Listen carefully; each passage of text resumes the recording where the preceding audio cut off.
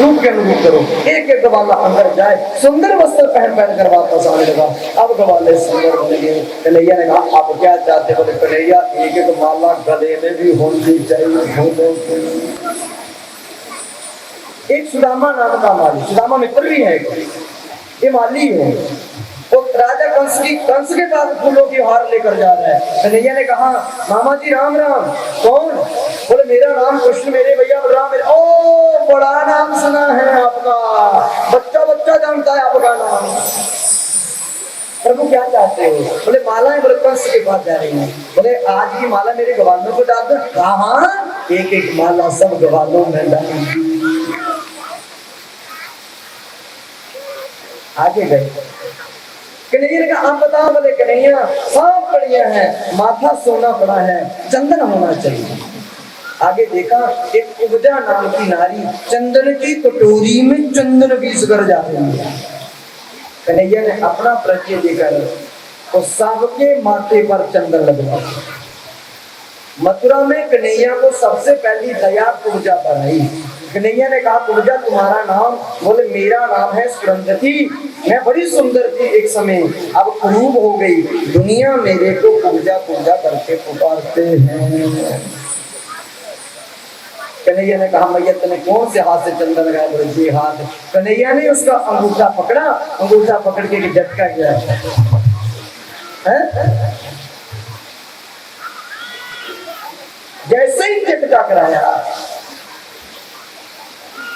तो जान लबुजुक्त हो गई। कन्हैया के पाँव पकड़े। बोले चलो कन्हैया आज मेरे घर चलो। कन्हैया ने कहा आज नहीं, समय आने पर तुम्हारे घर जरूर आऊंगा। अब पहुंचे धनुष यज्ञ में, धनुष को जाकर प्रणाम किया, प्रणाम करके धनुष को उठाया, धनुष को उठा के पकड़ के जैसे धनुष को उठाना सजनो मथुरा नगरी कांपी। राजा कंस कहने बोले क्या हो गया? बोले सुख वाले ने धनुष तोड़ दिया। बोले मेरी नगरी से बाहर कर दो सुख वाले को। क्यों? क्योंकि शंकर जी ने जब धनुष दिया राजा कंस को बोला हे राजा इस धनुष को कोई नहीं तोड़ सकता, जो इस धनुष को तोड़ देगा वो तेरे को जिंदा नहीं छोड़ सकता। राजा कंस कहते इसको बाहर निकालो, बाहर निकालो, मेरी नगरी से बाहर निकालो। जानो मुझसे कहते बोले चिंता मत कर, हमने व्यवस्था की तरफ की। आगे कोलिया पीड़ हाथी पागल कर रखा। बलराम श्याम जी के कोलिया पीड़ हाथी ने भगवान को सोन से पकड़कर पछाड़ा। मेरे कन्हैया ने सोन पकड़ ली, बलराम जी ने कुशल पकड़ ली। कन्हैया ने पकड़ के आगे से मारा, बलराम जी ने पीछे से प्रहार किया। कोलिया पीड़ हाथी राम नाम सत्य गोविंद भाय नमो। कोलिया पीड़ हाथी को मार दिया, एक दान पकड़ के कंस की सभा में प्रवेश किया। चाणूर मुष्टि कहते हैं कृष्ण जो मथुरा नगरी में पहली बार आवे उसे हमसे युद्ध करना होता है। कन्हैया ने देखा बाबा सामने खड़े, बाबा के सामने बच्चा ही बोल के रहना चाहता हूँ। बाबा बाबा बाबा बाबा बाबा देखो ना, बाबा मेरे को डर लग रहा। बाबा बाबा बाबा बाबा बाबा ये बड़े बड़े पहलवान मुझे मार देंगे, बाबा बचाओ, बाबा बाबा बाबा बाबा मुझे बचा दो, बाबा बाबा। नंद बाबा ने कहा कि अन्याय हो रहा है मेरे बालक के साथ। मेरा बालक 11 दिन 57 दिन का है और इसको 15 साल के बच्चे के संग कुश्ती करवा लो, परंतु पहलवानों से कुश्ती मत करवाओ, ये अन्याय हो रहा है मेरे बालक के साथ। कानून मुफ्ती बोले बोले कृष्ण बड़ा डर लग रहा हमसे, जब तूने इतने बड़े बड़े राक्षस मारे तब डर क्यों नहीं लगा? कन्हैया बोले मामा कंस, मामा जी तुम्हारी सुगंध मैंने कोई राक्षस नहीं मारा, ये झूठ बोल रहे हैं, मैंने कोई राक्षस मारा तो नाम सुनो। जानवर मुफ्ती बोले तूने अदासुर मारा, बकासुर मारा, त्रिनबर मारा, पूतना को मारा, समझन मारा, काकासुर मारा। कन्हैया बोले मामा जी ये झूठ बोले, मैंने अदासुर बकासुर बकासुर त्रिनबर पूतना समझन कैसी काकासुर कोई राक्षस नहीं मारा। जितने वृंदावन राक्षस के मथुरा से सब मरे हुए थे, एक थप्पड़ मारते मर जाते, ये तो पहले ही मरे हुए थे। अच्छा इतने बड़े बड़े राक्षसों को मरा हुआ समझ रहा तो हमसे क्यों डर रहा है? बोले डर थोड़ी ना, मारोगे तो नहीं, बोले नहीं मारेंगे, तो आ जाए। योजना है कि कुश्ती कुश्ती में मारो। कन्हैया की कुश्ती चाणूर से, मुष्टि की कुश्ती बलराम से होने लगी। कुश्ती करते करते कन्हैया ने बलराम भैया को इशारा किया, बोले मार। बलराम ने कहा तुम मारो। जब कन्हैया को आज्ञा मिली, कन्हैया ने चाणूर को पकड़ा, पकड़कर इतने में बलराम ने मुष्टि के ऊपर गोविंदाय नमो। दौड़ कूद बड़े बड़ी बीमारी कन्हैया ने छलांग लगाई, कंस को पकड़ा, घसीट कर नीचे ले आए। अब दुनिया जो प्रजा थी वो जान गई, कंस अब बच नहीं सकता। अंदर की बात कृष्ण को सुना दी जाए। प्रजा बोल गई, राजा के सैनिक बोल गए, मारो, मार दो, कन्हैया से मार दो, मार दो, मार दो, एक कंस नहीं कंसर का रोग है, मार दो, मार दो। कन्हैया ने चारों ओर घुमाकर कहा, बोले देखा ये प्रजा तेरी थी नहीं, सब तेरे डर से जलती थी और अंदर से तेरी नहीं।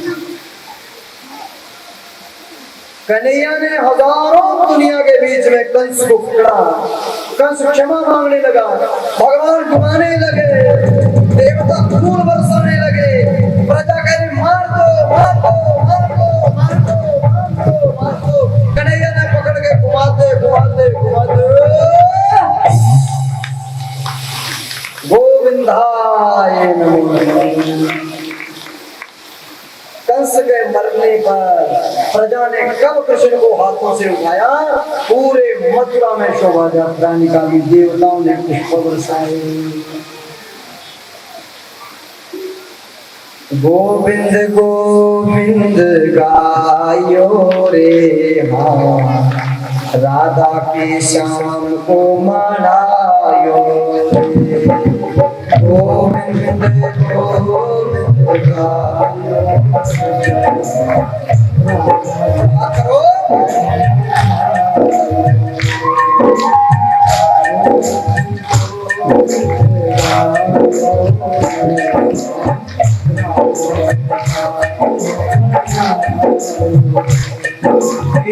गोविंद गोविंद गायो रे, गाओ दे भैया को मनायो।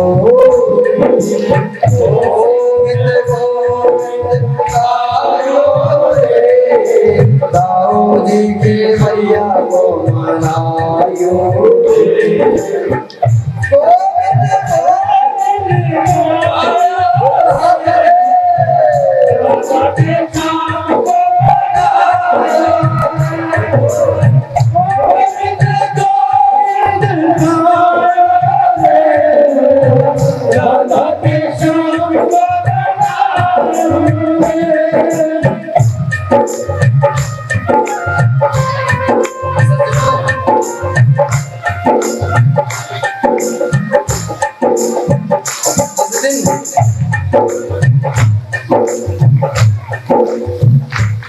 जिस दिन कथा में भगवान का अवतार हो जाए, जिस दिन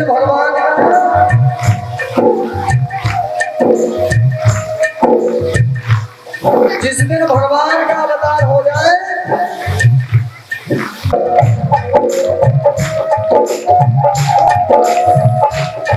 सगळ्यांनी हात वरती घ्यायचे, सगळ्यांनी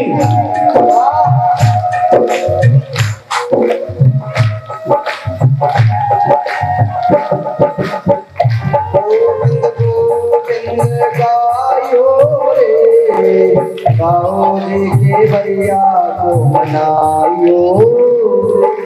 गोविंद गोविंद गायो रे, गाओ जी के भैया को मनायो। गोविंद गोविंद गायो रे, गाओ जी के भैया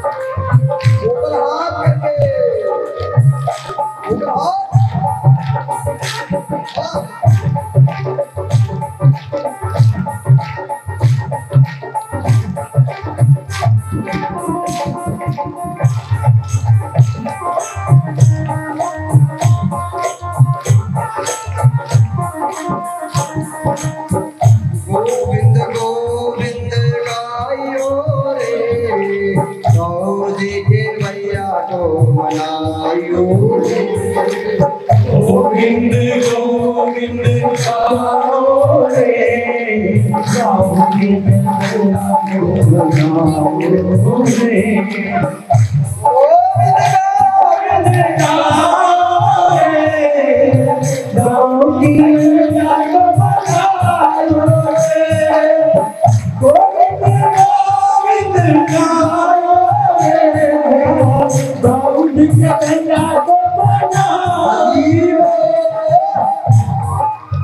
ऊपर हाथ करके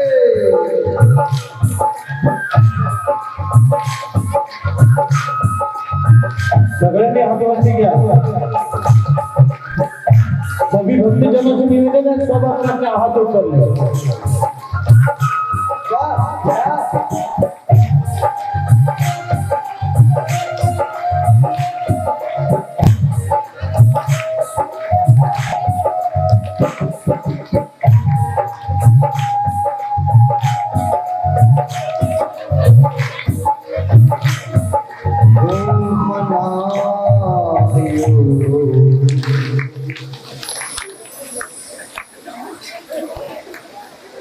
पहले बोलो जय श्री कृष्ण फिर बोलो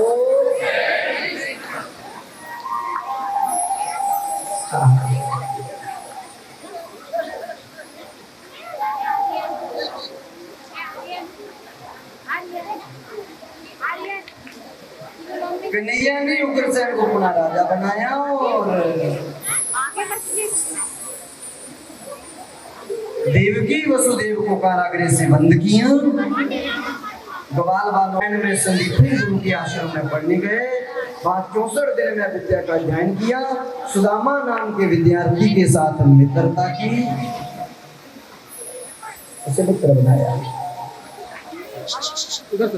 पहले बोलो जय श्री कृष्ण, फिर बोलो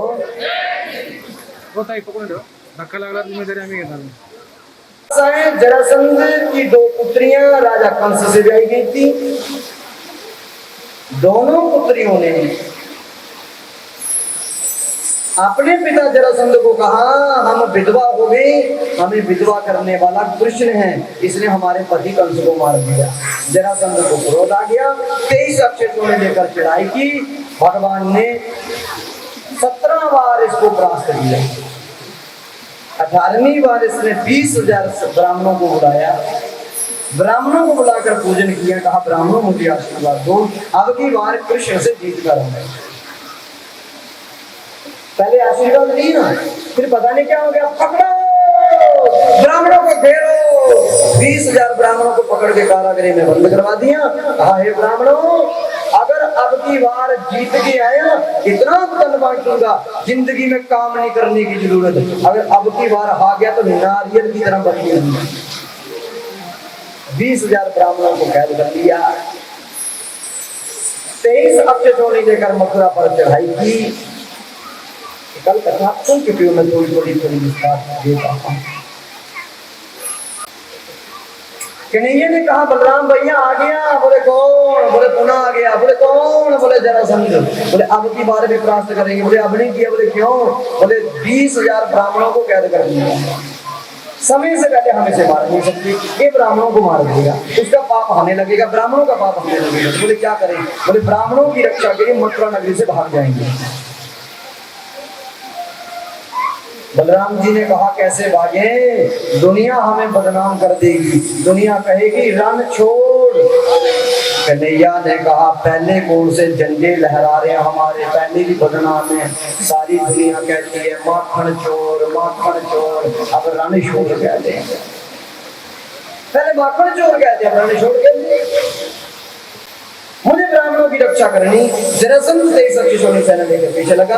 बलराम शाम मथुरा की पहाड़ी पर चले। जरासंध ने चारों ओर घेर कर मथुरा की पहाड़ी पर आग लगा दी। बलराम श्याम ने पहाड़ी के ऊपर से छलांग लगाई। दोनों ने हाथ पकड़ के पहाड़ी से छलांग लगाई तो द्वारिका। विश्वकर्मा जी ने रात में पानी के बीच में द्वारिका बनाई। सोते हुए सारे युद्धवंशियों को जब नींद टूटी तो कहा द्वारिका में, उनको द्वार नहीं मिले, द्वार मैंने दरवाजा। सारे युद्धवंशी कहने बोले ये कैसा महल है, इसका द्वार कहाँ है? अरे ये कैसा द्वार है, महल कैसा है, इसका द्वार कहाँ है? द्वार कहाँ है? द्वार कहाँ है? द्वार कहाँ है? द्वार कहाँ है? नाम ही द्वारका पड़ गया।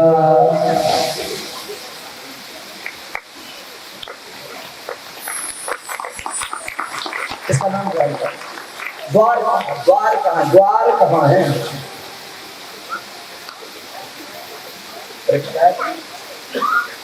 द्वारिका में जब नींद टूटी तो द्वारिका में जब पहुंचे सारे युद्धवंशी, सुबह सुबह ही रेवत नाम का राजा आ गया, चिट्ठी लेकर आ गया। बोले क्या है? बोले मैंने ब्रह्मा जी से चिट्ठी लिखवा कर लाया हूँ कि बलराम का विवाह मेरी पुत्री से होगा। सजनों, रेवत नाम का राजा जो है वो त्रेता युग का है और बलराम जी द्वापर युग के हैं, क्योंकि त्रेता में रेवत नाम के राजा की पुत्री को कोई पति पसंद नहीं आया। एक दिन रेवत नाम का राजा अपनी बेटी को लेकर ब्रह्मा जी के पास पहुंच गया। ब्रह्मा जी समाधि में बैठे थे, जब समाधि टूटी बोला मेरे पति मेरी बेटी का वर कौन है, क्या लेकर रखे हैं? बोले वहां तो द्वापर त्रेता युग ही निकल गया। बोले त्रेता में मेरे पुत्री का वर कौन है? बोले वहां तो युग ही निकल गया। तो बोले फिर मेरी पुत्री अविवाहित? बोले नहीं।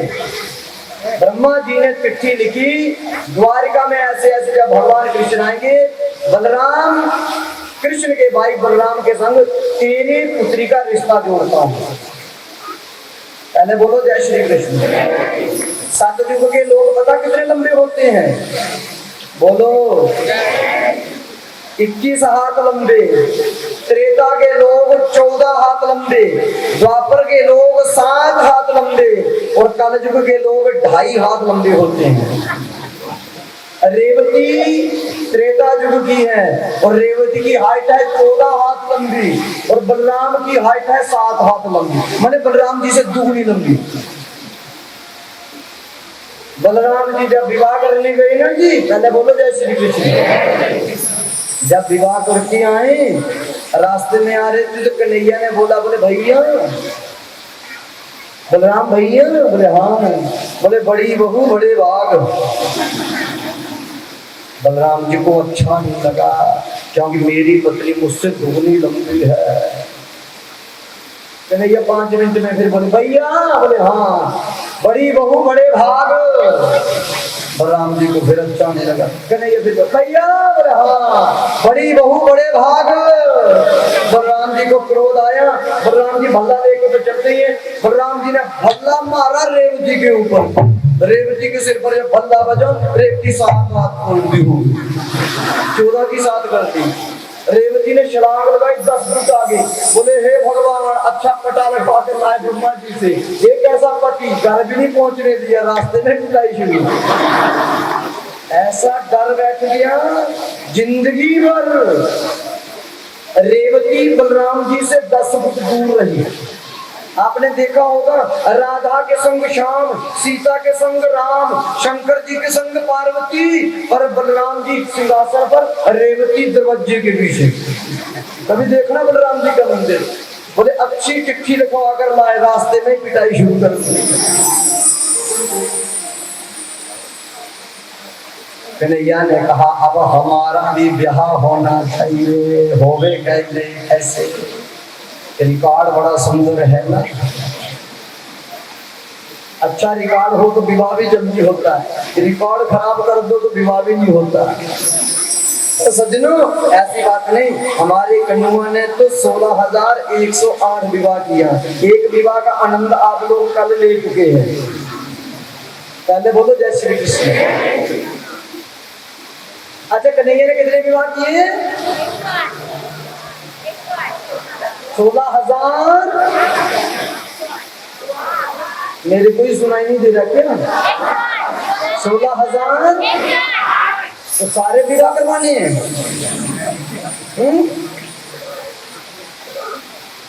अगर सारे विवाह कराऊंगा ना तो जहां तो मैं विवाह भूल जाऊंगा तो गिनती भूल जाऊंगा।